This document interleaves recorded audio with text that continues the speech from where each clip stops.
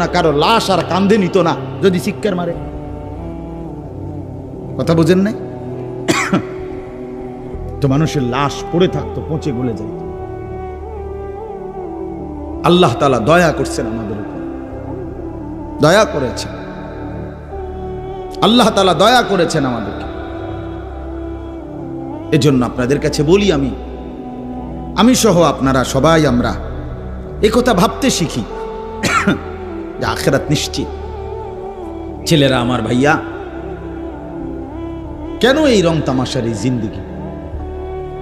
এক ওয়াক্ত নামাজ পড়তে চাও না, চুল থেকে নিয়ে পায়ের নখ পর্যন্ত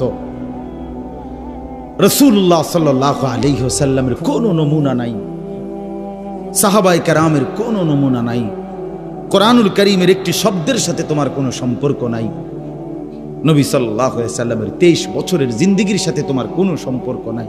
এ কেমন জিন্দেগি ভাইয়া? এ কেমন জিন্দেগি? মসজিদে এশার নামাজ চলতেছে, ওরা স্বেচ্ছাসেবকের কার্ড গায়ে দিয়া সবাই দাঁড়ায় আছে এখানে। তো তোমগো নামাজ কোন দিন? তোমরা যুবক বৃন্দ যে আয়োজন করলা ভাইয়া, তো তোমাদের নামাজ কোন দিন হবে? একটি সেজদার সামনে আমার মতো 100 মৌলবী, 1 কোটি মৌলবীর কি অর্থ আছে? আমি আসলেই কি আর না আসলেই কি? কিন্তু এক সেজদা, আল্লাহ নবী সাল্লাল্লাহু আলাইহি সাল্লাম বলেন, লা সাজদাতুন ওয়াহিদাতুন খায়রুম মিনাদ দুনিয়া ওয়া মা ফিহা।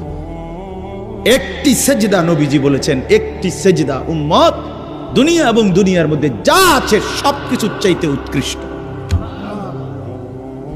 খায়ের। সেই সেজদাটা যার ছুটে গেছে সে কি পরিমাণ বদনসিব।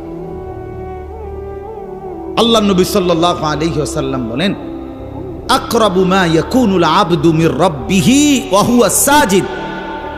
নবীজি বলেন, বান্দা আল্লাহ তাআলার সবচেয়ে ঘনিষ্ঠ হয়, আল্লাহর কাছে যায় বান্দা সবচেয়ে বেশি যখন সে সেজদা করে। কি করে ভাইয়া? বলেন না, সেজদা করে। সেজদা করলে বান্দা আল্লাহর সবচেয়ে প্রিয় হয়। আর আরবিতে একটা নিয়ম আছে, আপনার কোন জিনিসের পক্ষ দেখে উল্টাটা বোঝা যায়, উল্টাটা দেখে বাওটা বোঝা যায়। তো অরাফুল আশিয়া বিল আদদাদ, তো এটার উল্টা যেটা, তো এটাও তো বোঝাই যায়। আল্লাহ তাআলার সবচেয়ে ঘনিষ্ঠ হয় সেজদার দ্বারা।